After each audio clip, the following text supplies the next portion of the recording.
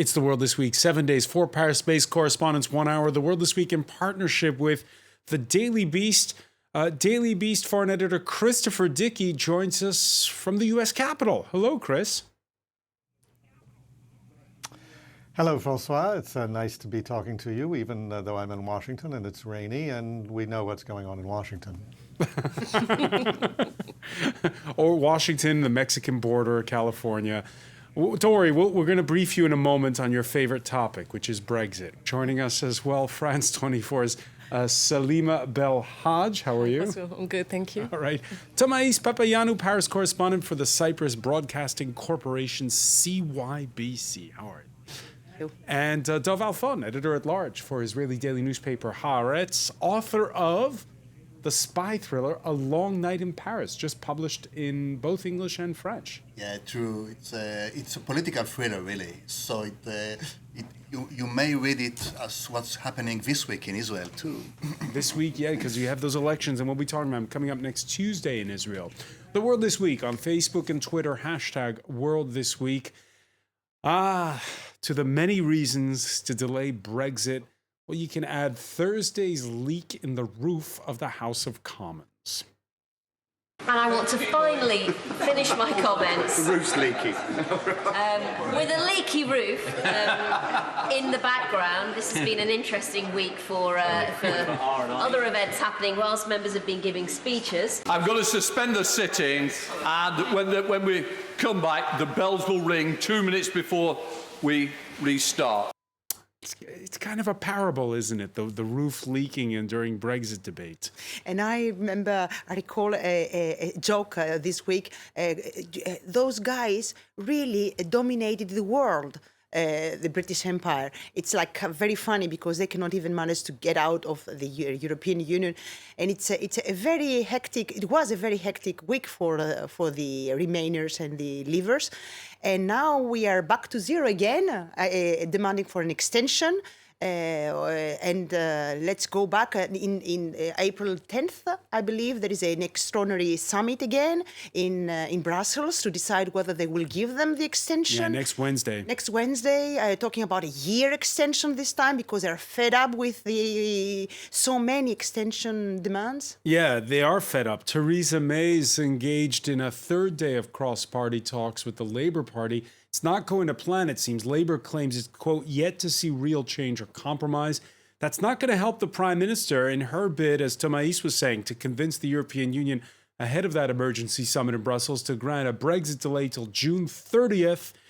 The French government has clearly said that it's premature, Dov Alfon, to be even asking for a request since they don't know what the alternate plan is. Well, nobody knows, so they are totally right, I think. But yet, it could look very generous for the French to say, okay, take a year off, we are still together, non-exclusive, and let's see how this is going on.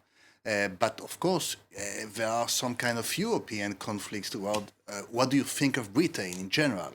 And so we've got Germany, Scandinavia, and Eastern Europe, and Macron is putting up on this huge chessboard, already announcing that this is his stance. We'll see what it gives. All right. The prospect as well of the UK taking part maybe in European elections. Salima Belhaj, your thoughts on that? Yeah, I saw some comments on that, and it cannot happen because if there is a Brexit, there can't be any British MEP in the future Parliament. So that's why it's very weird to postpone this Brexit after the European elections. But to tell you the truth, you know that I'm like far from the European news. The only matters I have on Brexit this week, I wanted to know if I will have to pay for a visa to go to UK, or maybe my friends will have to pay for a visa. Well, the good news is that's been waived for a year. Exactly, so it's a relief. It's a relief. The prospect of the UK taking part in next month's EU elections, which is, well, becoming more and more real, has hard Brexiters up in arms. This is a tweet from Conservative backbencher Jacob Rees-Mogg. He says, quote, if a long extension leaves us stuck in the EU, we should be as difficult as possible. We could veto any increase in the budget, obstruct the putative EU army, and block Mr. Macron's integrationist schemes. What do you think of that, Christopher Dickey? Well, I think Jacob Rees-Mogg is a 19th century Englishman who didn't want to give up the empire, although it was given up before he was born. And I think he is running on a nostalgia platform and has been all along. And that's very powerful for a certain class of Tories in Britain and a certain class of rural people in England particularly. But I think that Europe, France and the other members of the European Union would make a big mistake by not allowing Britain to take part in the European parliamentary elections. Because the Remainers, if they have any sense, could take tremendous advantage of that. They're not going to get the second referendum they want as such, but if they got themselves organized for elections next month in May, European parliamentary elections, and won big, you can guarantee that it would be regarded as, first of all, a referendum on Brexit. Do people want to remain or leave? And secondly, as a referendum on the Tory party, which people regard with complete contempt now, and it would weaken them even more than they're already weakened.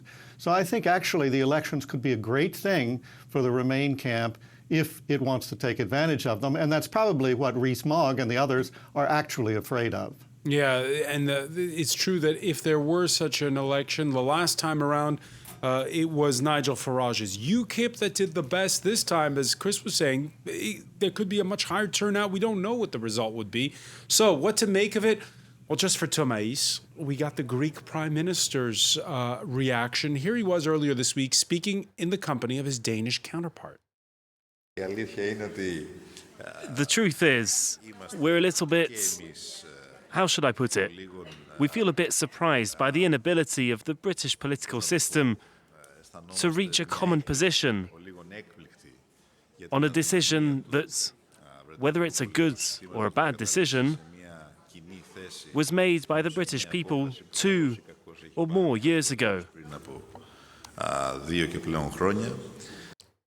Look who's talking. We were worse than the British. We had several problems. We were tremendously divided. And do you remember we held a referendum that was upside? It was not respected. It was not applied. So we are not a good example, or we don't have to teach others how to keep their boat straight. So what do Greeks make of Brexit? Actually, it's not a hot topic in Greece because mostly it's what will become to the British tourists.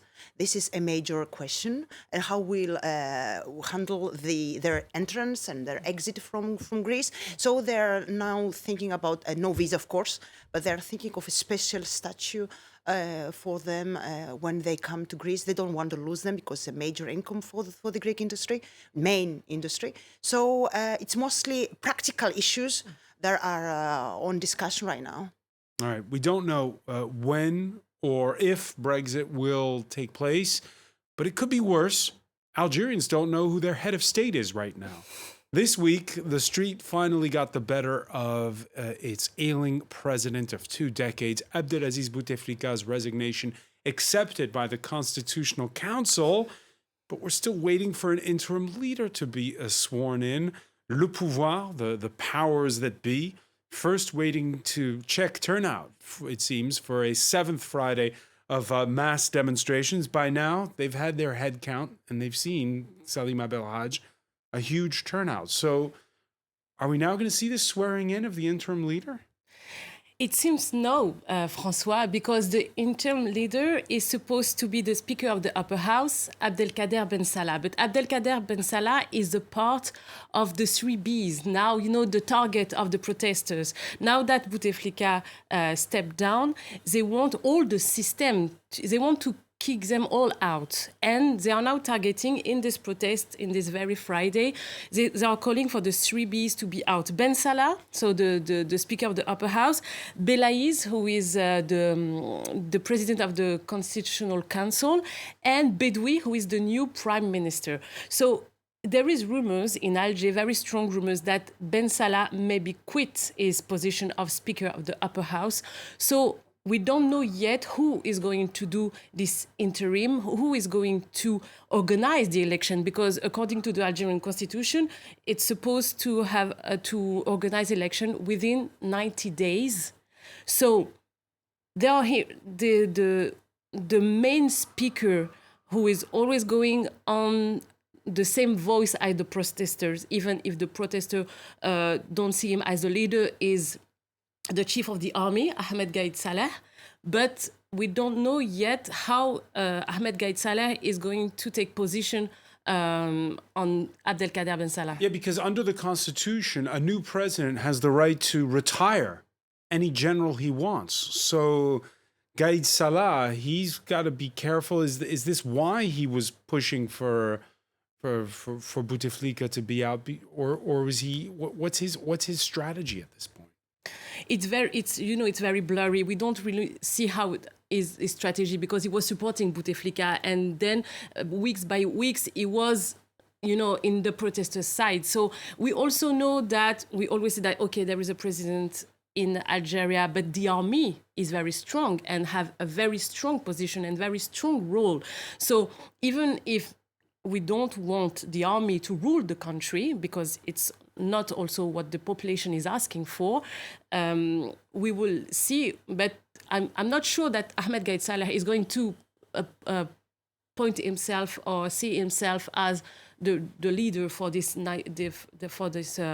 future 90 days. We saw slogans this Friday asking the army not to be involved in politics henceforward. The army's always been involved in politics up to now. How much does it resemble, or how much is it different from what we saw in Egypt back in 2011? I think the peacefulness maybe of the protest, and that for now there is no leader, that it's only the people with a big P that is, gathering all together against one system. And from the beginning, it always has been the main slogan. So there is no leader on the contestation for now. You cannot say, this is the leader of the protester. No, this is one and only the Algerian people. So that's why it's different, because nobody is wanting to take advantage of the situation. Dov Alfon, at what point does the street need a leader? If they want to change a system, if they want to change a regime, of course they will have to nominate someone or vote for someone. But currently, it serves them very well that they are not people that you can recognize, in prison maybe. And so I think that it has a great resonance in the entire Middle East, that the Algerian people is walking the street and protesting this situation without suddenly some key people saying, I'm the next. I think it's a very strong message, and it works. There is some leader, there is some figures that we see that interviewing by the journalists, but they don't want to call themselves as the leader of the contestation. So they want just to have the day for the election, and to by that time we will say, yes, I am a candidate. But if there is no election, for now, there is no leader. Christopher Dickey, it's astonishing what we've seen over the past 7 Fridays now. They've been able to pull off these peaceful mass demonstrations in a country where they said they would no longer be big demonstrations because Algeria haunted by its civil war. And yet this is all happening. Do you think they've learned the lessons of what's happened in Egypt and other places during the Arab Spring? Well, I'm not sure they've learned all the lessons that they could. I mean, they certainly have had a lot of painful experiences in Algeria, and they will remember not only the war against the French in the 50s and 60s, but also the terrible unrest that took place in the early 90s. And they don't want to repeat that. That's understood. But there's a real problem with these so-called leaderless revolutions, people's revolutions. It really is not so different from what was going on in Egypt, protesting against Mubarak and his regime in January and February of 2011. I mean, I was there. One of the characteristics was there didn't seem to be any clear leader. There were a lot of young people who were very enthusiastic. We saw them doing some of the same things that we've seen the Algerians doing, cleaning up the streets, being terribly, wonderfully civil with each other and with everyone they encountered. But eventually, Mubarak's regime and the military and others subverted all that by releasing criminals from jail and taking other measures, embracing or at least encouraging terrorists, as a matter of fact, and creating a dynamic where there was more and more violence, and the army felt justified in taking over complete and open power on its own. In Algeria, the army has always wanted to stand back. It never wanted to move forward and say, we are in charge. And in fact, Bouteflika himself, why did this complete invalid stay in power so long?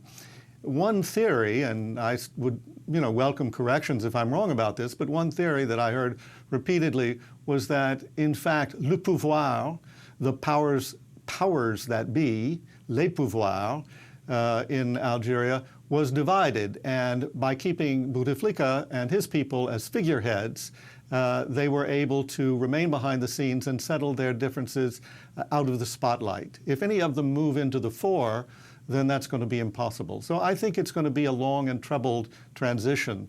But obviously, it's a good thing that so far the protests have been peaceful, and there has been some movement. Thomais Papayannou, you surprised by the way it's unfolded so far? Not surprised, because I do believe that there are some lessons learned from the Arab Spring movement during all of those years. There are some lessons, but the difference with Algeria is that they've been in civil war already, so they know the mistakes not to make. That's the good part. The other part, though, is another good part is that they don't have the Muslim Brothers, so the movement so strong as it was in Egypt. And they wanted the power to get into the power immediately. So that's a good thing, because they were crushed somehow, the extremists, the Islamist extremists in the past. So probably they may have a chance to see some another movement, more democratic this time, because unfortunately, democracy is not a very welcome government way of governing in the Arab countries. That would be a great surprise. I wish I could see a system like that installing, but unfortunately or fortunately, you need figures, you need leaders, and it depends on them after that. All right, final thoughts on this. When we come back, we'll take a very quick break. Stay with us. You're watching The World This Week.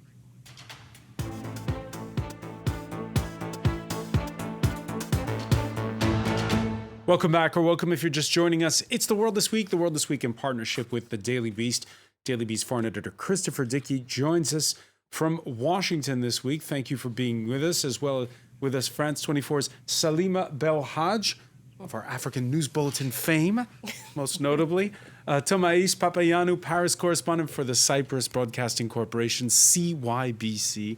And Dov Alfon, editor-at-large of the Israeli daily newspaper Haaretz, the author of A Long Night in Paris. A Long Night in Paris, a spy thriller with a fictional Israeli prime minister. Yes. We'll see if it's fictional when we talk about those upcoming elections shortly.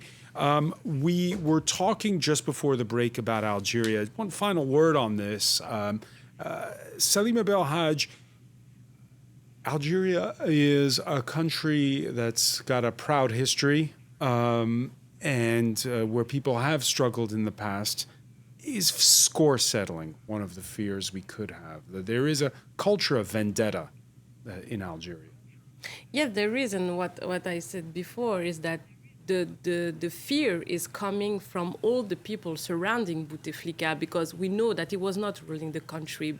He was not talking since 5 years now. So people are calling, even Ahmed Gaid Saleh was calling all these people a gang, a crew, with the main person is his brother. So we don't know who are these person. We don't know what they are doing. So this is the fear, what they are going to do now. And more fundamentally, the Algeria that I'm talking about, is that still the Algeria today, with such a young population and with so many people who we're discovering have gone to university, and the country has changed?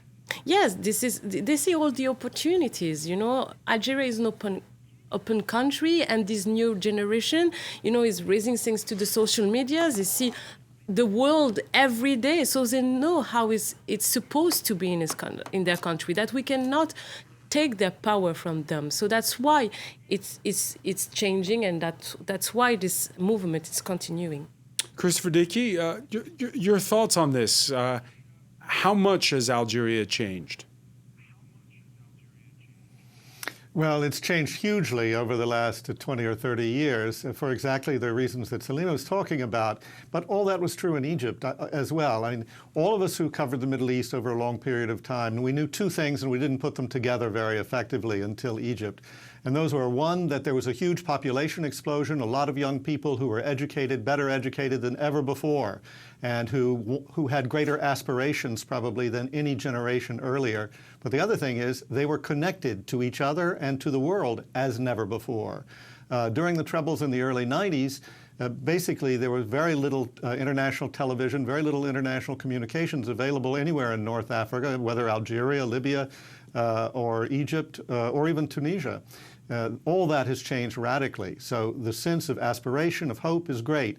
But if you're not organized, and this is what they learned in Egypt, then those groups that are organized, like the Muslim Brotherhood, will exploit the situation. And of course, the military is the best organized force of all. All right, commemorations in Rwanda this coming Sunday to mark 25 years since the Rwandan genocide, where an estimated 800,000 Tutsis and moderate Hutus were slaughtered during a 3-month period.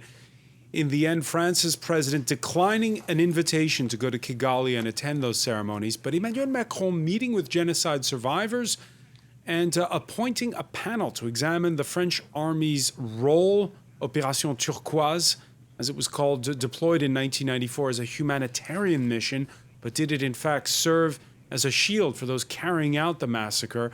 A panel of historians has 2 years to return its findings. Ahead of these commemorations, Dov Alphon, how do you think France's president is doing? Not so good. First of all, he was in high school when the genocide took place. So he has no memory, no responsibility, and he could do a courageous step forward. And he didn't really, in my opinion. And this panel, this very French idea of a panel of historians and a very French, two historians already declared they won't be part of the commission and began to leak that it's already written up because there was a parliamentary committee panel, and it was very bitter and very divided, and there were those who say you can't betray the French military, and those who took the opposite. If I could take an example from my country, the Israeli army served as a shield in the Sabra and Shatila massacres in Lebanon, and there was no suggestion that historians should deal with it. It was straight to the Supreme Court, and the Supreme Court decided that Ariel Sharon had responsibility in this massacre. And France has a judicial system, and the army stands to the government. And so appointing an historians commission looking like it's something from the post-Renaissance, should this chateau go back to the people or not, this is not the way I think that Macron should lead this inquiry. And it's disappointing. It's politically tricky for a French president, though, to be launching any inquiry on the role of the country's military. Yeah, but the thing is that he did it previously with the case Maurice Audin, this French mathematician who was in Algeria fighting for the independence of Algeria. And he went to see his widow and the family of Maurice Audin in Paris, saying that, yes, the French military was involved in this disparition. So it's very bizarre to understand why now, as you said, because he was in high school, and Emmanuel Macron, during his campaign, when he was in Algeria also, was saying, I don't have to apologize for the history of my grandparents. I'm young now, so I'm moving forward from the history. So that's why it's weird to understand why he refuses to go to Rwanda and why he's doing this thing step by step. It will take 2 years for a report to open the archives and diplomatic and military archives. So it's not easy to understand. Among those who will be attending Sunday's ceremony, the leader of Rwanda's former colonial power, Belgium, Prime Minister Charles Michel, who Thursday issued a formal apology for the estimated 1,000 mixed-race children kidnapped from Congo, Burundi, and Rwanda at independence between 1959 and 1962.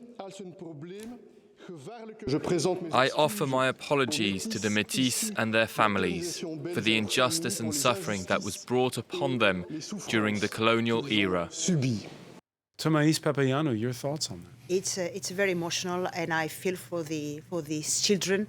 It's amazing the colonial powers that did to the African continent as a whole, the slavery, the exploitation, everything, and it's about time. Even the Catholic Church gave an apology 2 years ago. It was about time the Belgians did the same thing, and I think France will at some point will issue also an apology for what happened in Rwanda, and as Belgium also, because they were both of them present during the genocide. But the thing is that if they recognize the active role of their generals, their armies in Rwanda, it would probably lead to indictment in The Hague, the International Tribunal for war crimes. That's certain. So that's why they will never touch it until there is prescription. Can we call this in that manner? Statute of limitations. Statute of limitations, exactly. It's because it's such a thorny issue. We accept to bring criminals from Africa to the International Tribunal, but never the first powers, the US or in Afghanistan, for example. I've heard today that there was no visa for the prosecutor in The Hague if she wants to go to America. Well, that's why there are no first powers indicted in the tribunal. So, Christopher Dickey, the French are not accused of actively taking part in the genocide, but they are accused of shielding those who carried out the massacres. You agree that it's politically too soon for the French? No, I think that France has a lot to look at very closely for its behavior in the 1990s, when on more than one occasion, and not only in relation to Rwanda, it used humanitarianism as a mask for supporting certain factions that François Mitterrand, the president at the time, felt were traditional allies of France. And that was certainly the case with Rwanda. In Rwanda, the people carrying out the massacres, for the most part, were Hutus who traditionally were allied to the French, whereas the forces of the Tutsis, who were largely getting massacred, but who were also waging a war, a guerrilla war, were increasingly Anglophone and supported by Anglophone interests. So all of that was going on. At the same time, we had the developments in the Balkans, where Mitterrand felt there was a traditional and long-standing alliance with Serbia and with the Serbs, and effectively stymied any effective intervention in Bosnia, basically until he was removed. There was no effective intervention in Bosnia until Chirac became president. And then there was serious action. So I think a lot of the troubles can be left at Mitterrand's door and France's door, since he was president of the country. But I think that that's what historians will look at. And I think that's not the worst thing that could happen. I think opening the door to a lot of prosecutions of people at lower levels in the International Criminal Court would only create even more chaos than we already have in Europe. You agree with that, Dov Afram? Well, I stand, let's agree not to agree on that. All right. Talk about pulling out all the stops. In the home stretch of an uncertain Israeli general election, the incumbent prime minister, well, let's see, has gotten Donald Trump to recognize the annexation of the Golan Heights. Then Benjamin Netanyahu gets Brazil's Jair Bolsonaro to become the first ever sitting foreign head of state to pray alongside an Israeli leader at the Wailing Wall. And that was only Monday. Bibi then flying to Moscow, where he secured from Vladimir Putin the remains of Zachary Baumel, a U.S.-Israeli soldier killed in the 1982 war. One Russian soldier was reportedly wounded exfiltrating the body from an area disputed by Syrian rebels opposed to Bashar al-Assad. Hours later, the same Benjamin Netanyahu in Jerusalem for the funeral of Baumel. Netanyahu is really will this how much political mileage will he get out of this in those elections next Tuesday? Netanyahu is really a master of survival, of political survival. And therefore, if he does it, he believes that it will give him something. But he is not playing only re-election. He's playing also his real life, since he might go to prison if he's not elected prime minister. If he's elected prime minister, then he could play with the laws and saying, here's the French law, as he called it, so you can't put in jail a French president, so let's do the same here. This is what he's playing. But in succession, Trump, Bolsonaro, and Putin, all characters in this. It's a circus, and in the circus you bring all the major clowns and dancers in the end, for the kids to applaud. So this is what's going on here. And it was funny if there wasn't, a huge conflict and a city that really, and a country that deserves better. Will it work? I feel that this time and Netanyahu will not get the majority of the votes. That is not to say that he won't be prime minister 2 weeks later. He's the master also of this kind of political coalition making. And bizarrely enough, currently the gap is around 4 MPs, right? It's 5%. And his main competitor, ex-General Gantz, is leading in the polls. So 5% is not huge. Because all his traditional partners in politics will say, okay, we prefer Netanyahu. But if Gantz received suddenly, let's say, 8-10% difference, then Netanyahu is probably finished. And therefore, he's playing all the cards he can get, and he calls Putin, and he called Trump, and he mounted this bizarre thing about this soldier. It's more than 20 years ago, and he's playing all the things he can do. Will it be enough for him? It's difficult to say, since most Israelis do not really know yet. Christopher Hickey, you're in Washington this week. How's the election being viewed where you are? Well, I think there's some curiosity about it, and of course Netanyahu and Trump are sort of in lockstep. They're seen as partners for whatever they want to do in the Middle East, although they haven't been able to decide what they want to do in the Middle East. I think there also is some curiosity about the familiarity between Netanyahu and Putin. It is a really curious thing. Israel is supposedly America's greatest ally in the Middle East. It is the #1 recipient of American foreign aid. It has a very deep intelligence cooperation relationship with the United States. And yet we see that Bibi Netanyahu is playing up to Vladimir Putin and thanking him and asking Putin to go into Syria and pull out the bodies of long-lost Israeli soldiers. So I think it creates an awkward situation for some people in this country, but then other people in this country think that Trump and Netanyahu can do no wrong and Putin doesn't really matter. All right, Israeli politics may be a little dysfunctional as described by Dov Alfon, but it's got bragging rights to the world's healthiest diet. A major study published in The Lancet ranks the country tops in the world when it comes to healthy eating. The study serves up some sobering statistics, but before we go into those, Tomais, why isn't Greece top of the list? I wonder why. Where are we? The Mediterranean, the Cretan diet, where are they? No, honestly, I think the Greek children are fat, are obese. And this is let's say, an irony of the situation. We're famous for our diet, but the Greek children are fat.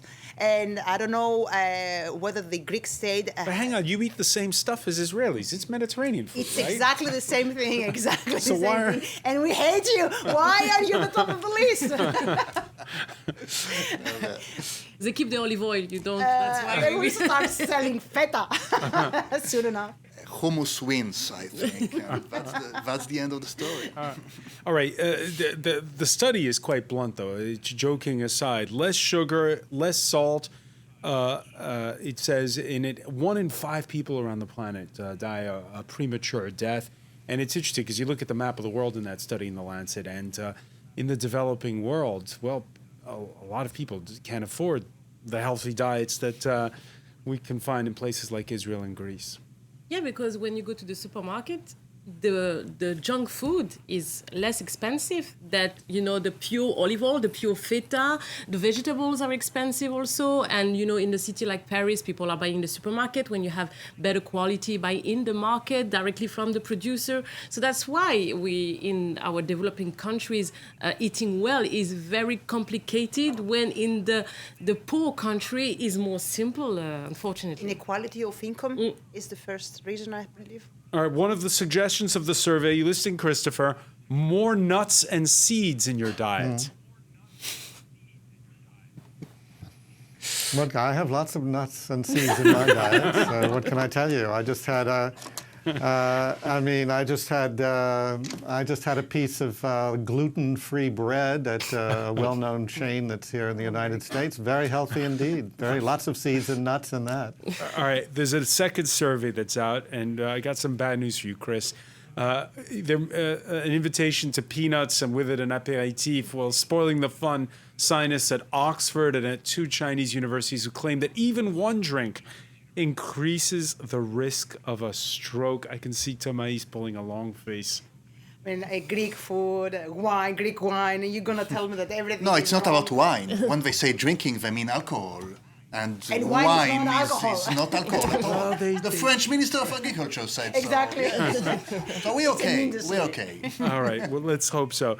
I want to thank you so much, Dov Alfon. I want to thank Thomais Papagiannis, Salima Belhaj, Chris Verdicki for being with us from Washington. Stay with us because Media Watch is next.